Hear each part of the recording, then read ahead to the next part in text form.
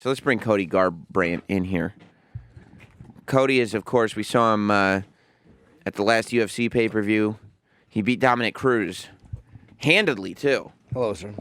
What's going on, Cody? Welcome to the show. Look at you. All suited up. You got a big day of press and stuff going on today? Yeah, definitely a big day. Yeah? Busy day. Yeah? All over New York and everything? Yeah, all over. We're going, just driving around with Lower East Side, all over Manhattan. Do you like doing press? Because I feel like learning to fight as well as you do would mean that you don't have to talk that much, right?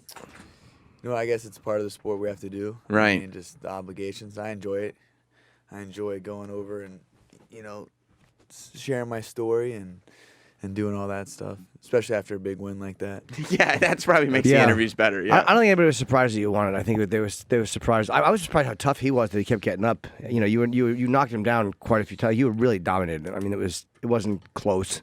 No, it wasn't. But he didn't get humiliated because he stayed in there through the whole fight. But it wasn't a particularly close fight.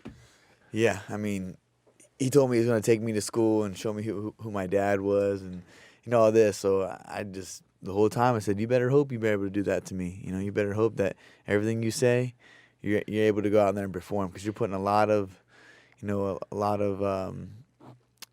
things that you're going to do to me out there. Right. You have to do. Back that up now. That's why I don't talk shit, because I figure it's better just to lower expectations. Yeah, exactly. I wouldn't be good at selling fights. I'd be like, well, I'm going to go in there, we'll see what happens, but I'm probably going to lose. And then if I win, people are like, wow, that was a nice surprise. Under promise, over deliver. Yeah.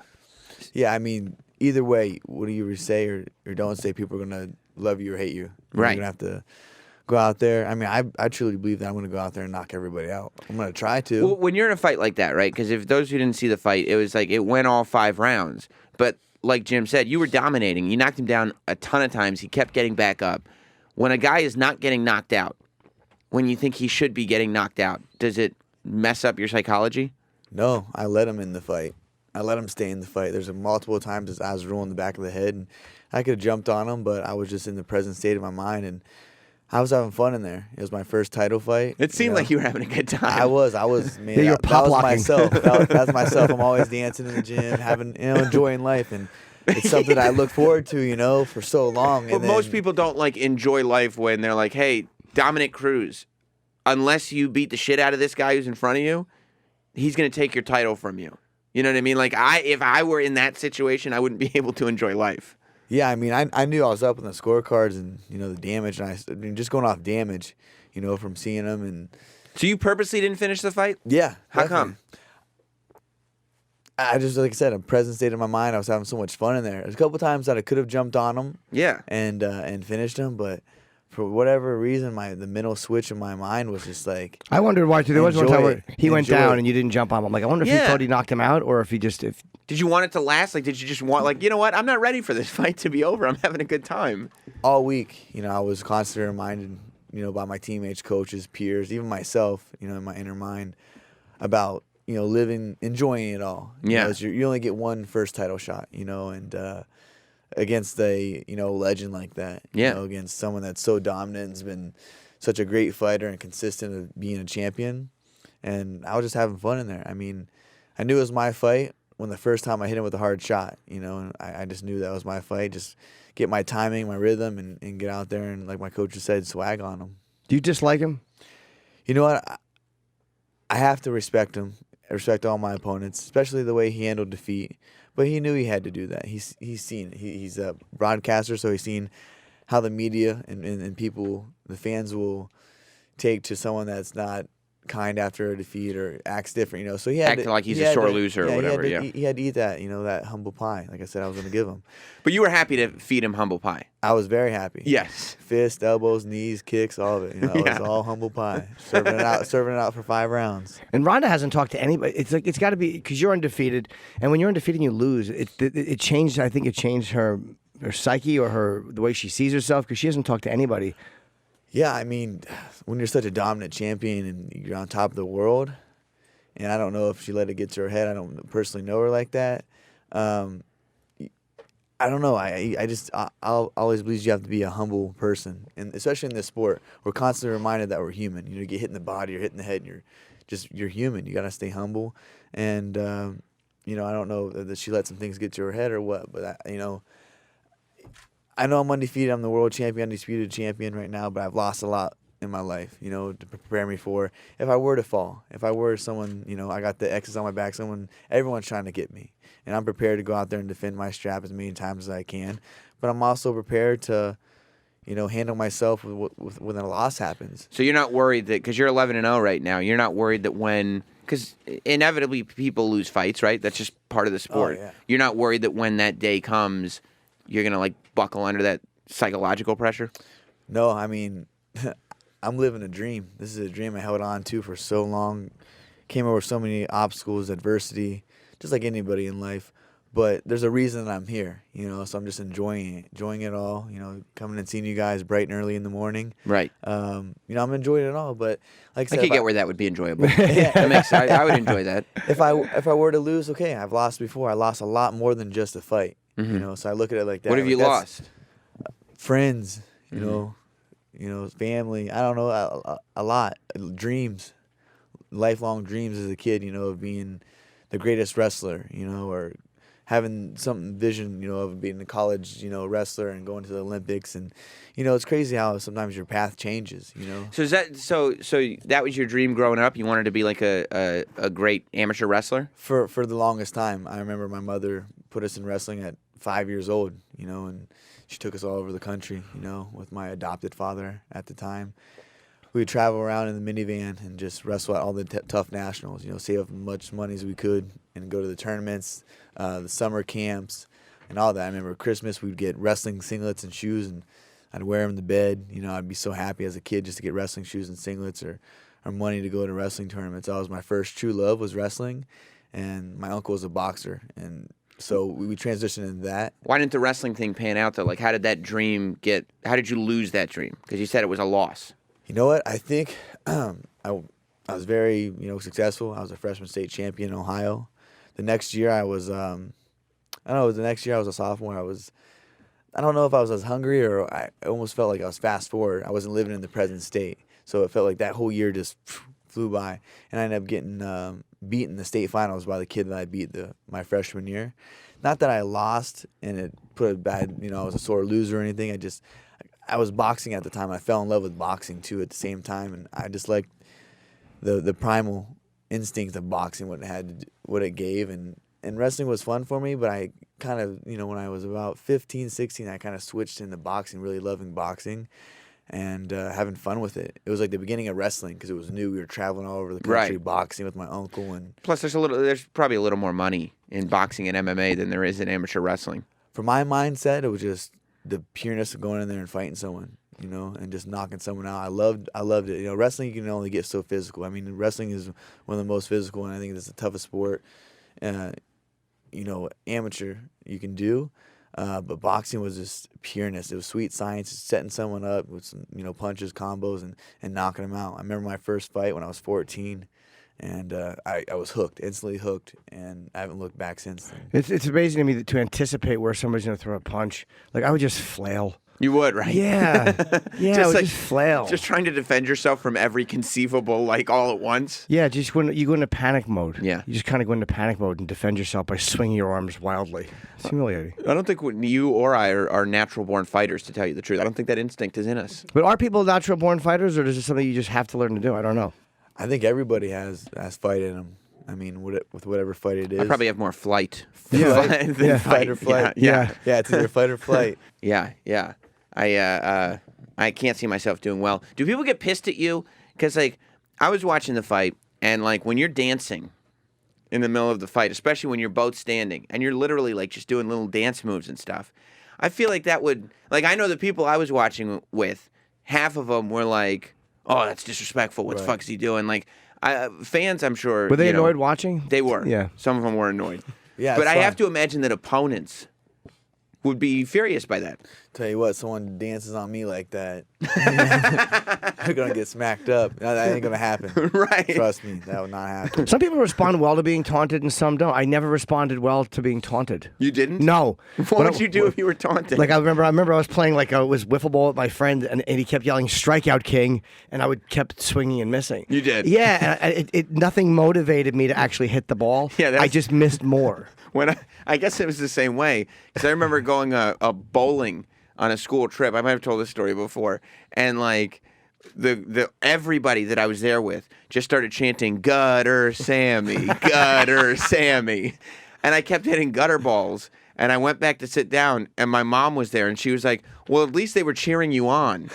And I didn't have the heart to tell her that they were cheering on my failure. Oh, she had to know that too. That gutter Sammy meant we want to see you lose. Yeah, that's not good. That's great. How did you meet Maddox? That's his name? Yeah, Maddox. Yeah, because it was a really, really nice moment when you put the belt on him.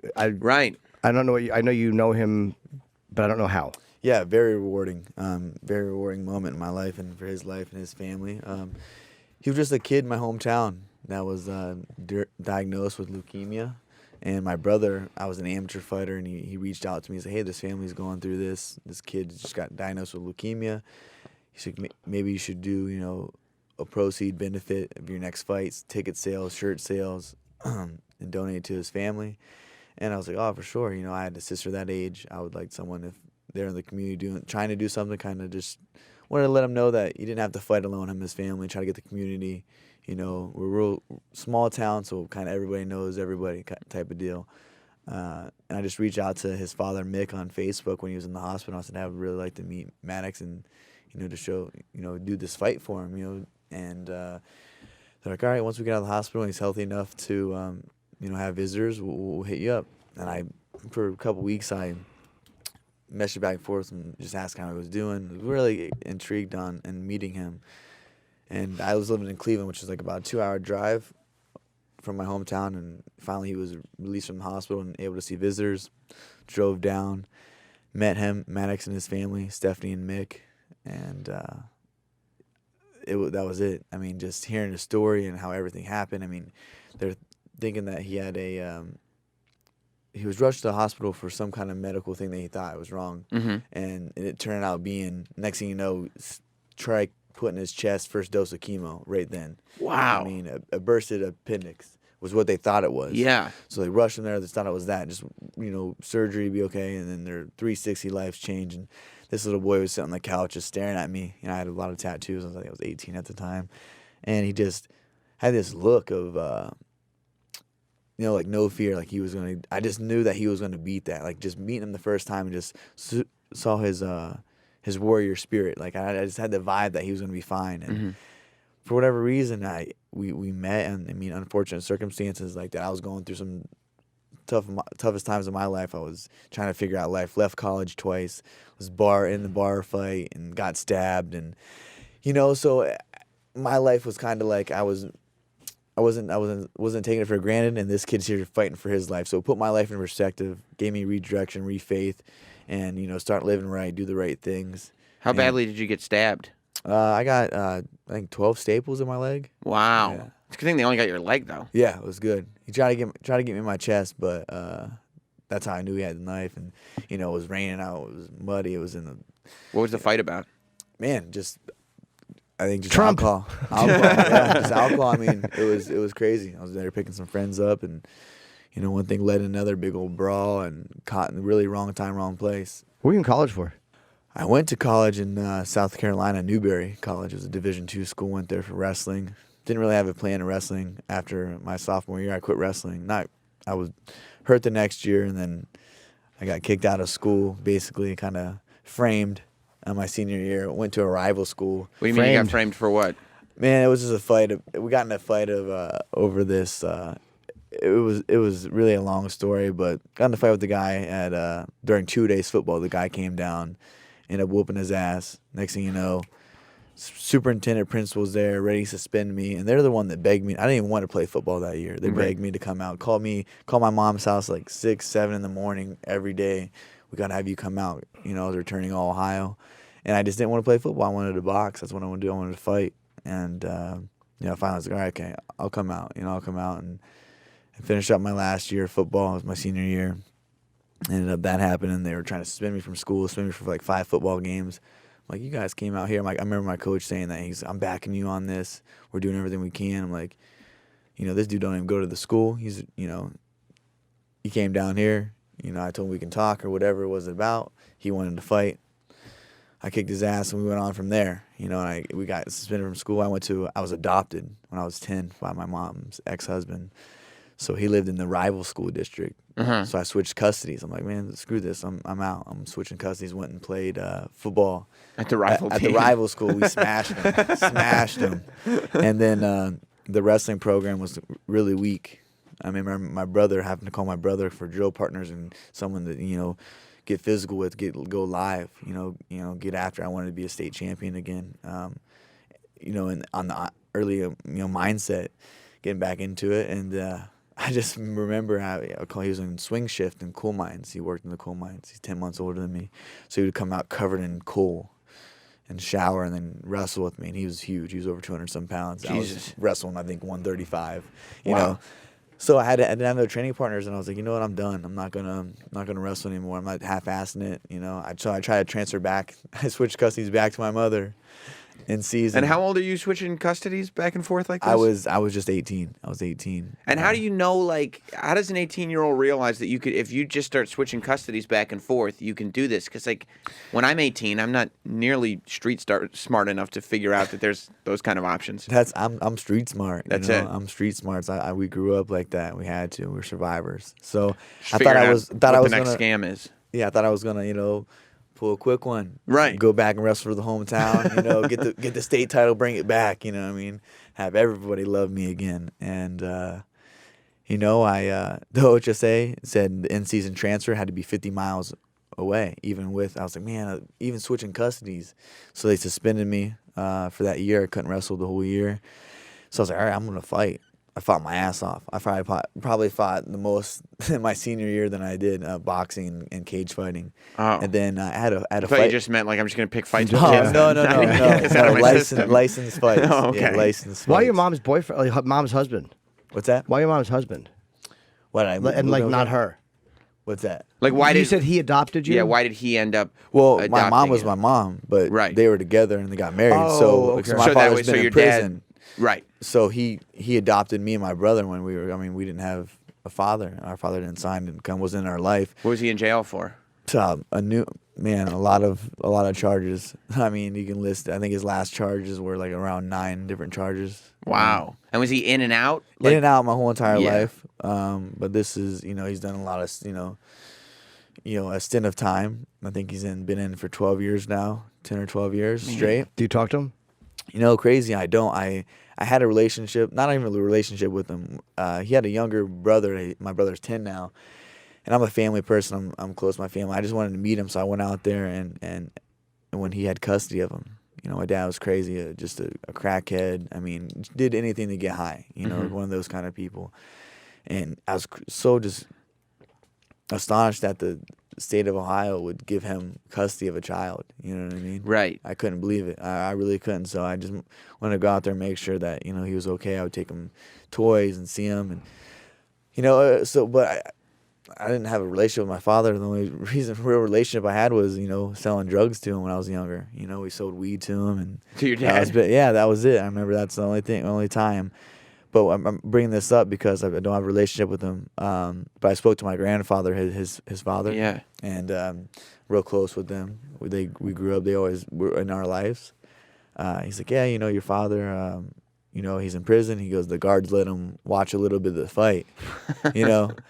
So, I mean. So he's aware of what you're doing. Oh, exactly. Yeah, he's definitely aware. It's crazy. My other uncle, Uncle Mike, is actually in the same penitentiary. Really? As him. And he actually was in for like 3 or 4 years with him and then got out and was like, you know, telling me how proud John is of us and, you know, how much he loves us. And like, I really don't know the guy, so I don't love him or hate him. You know, that's cool. I had a better relationship with Mike, but actually Mike's back in prison. Man. Was out for like a year. So with all that going on around you, does that like encourage you to stay on a straight and narrow so you don't end up there, or do you end up falling into habits if you're not watching yourself? You know what? At a time in my life, I started going down that road. Yeah. You know, I started going down that road, and that's when I, you know, a string of events, getting stabbed kind of put me in perspective, meeting Maddox, you know, living with purpose, fighting with purpose, you know, doing more than just living, you know, knowing that I have a talent and I'm blessed with this talent. I have this dream and I have the courage to chase it.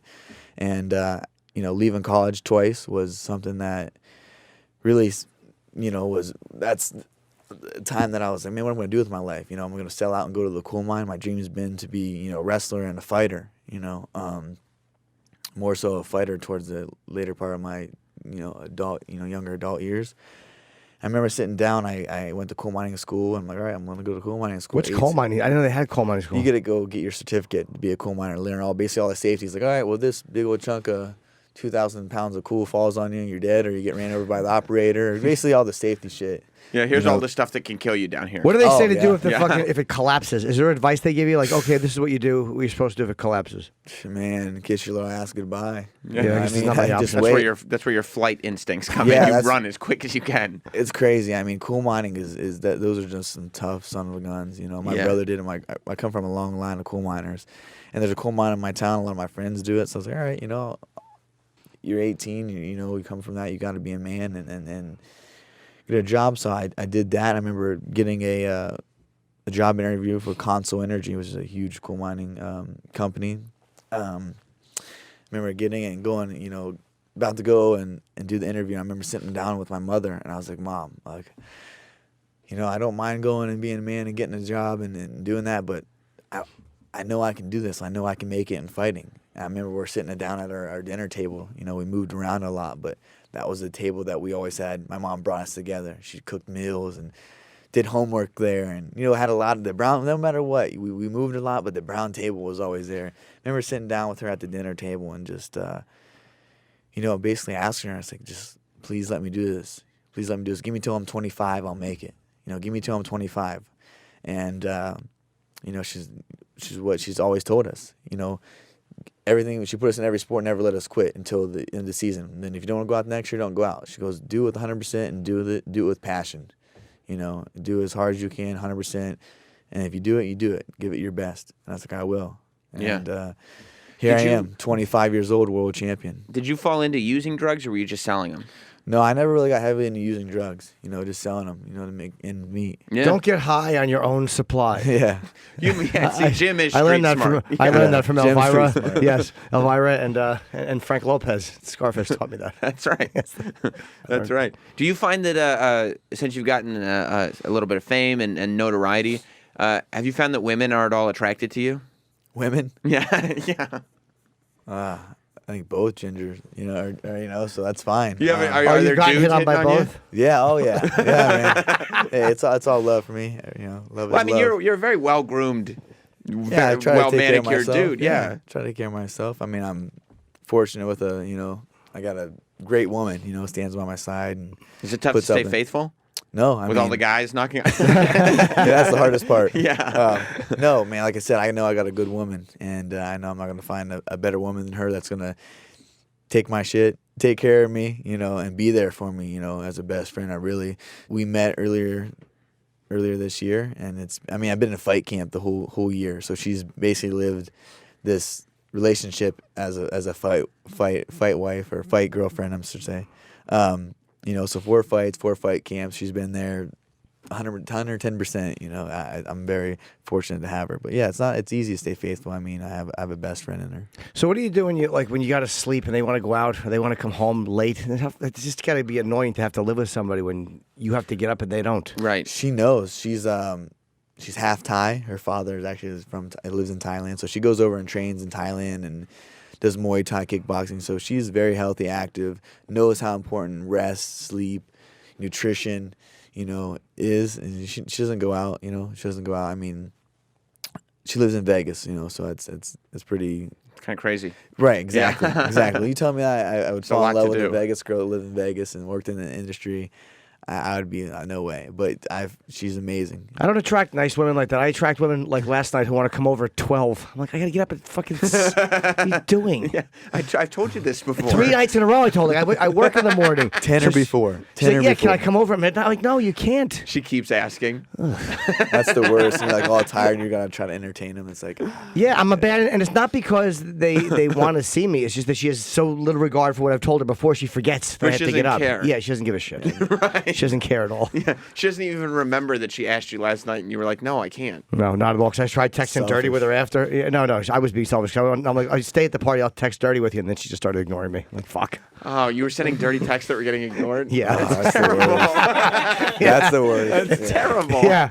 You're like checking your phone every time you see the ... And you're like waiting for it to reply, and she never does. And you're Right. It just deletes eventually. And I know a girl who would do this, which was very funny. She said if a guy sent her something dirty, she would actually like just put a letter or whatever, so the ... showed up, and then she'd go to bed. So they're checking it all night. He kept thinking that she was responding. So what a great move. Oh, that's great. Well, Cody, UFC 208 is February 11th at the Barclays Center, and it's a huge show because it's only the second New York show, and That's it's the right. first at the Barclays. Yeah, Holly right? Holm versus Jermaine Duranime and Travis Brown versus Derek Lewis. It's a really good card. Yeah, yeah. I would imagine if you can get tickets, you can try. They're going to go very, very quickly. I know Madison Square Garden was like next to impossible to get tickets, so I can only imagine that Barclays is going to be equally tough. It'll be February 11th, and you can follow Cody on Twitter at Cody_NoLove. It was good talking to you. Yeah, thanks for having me in.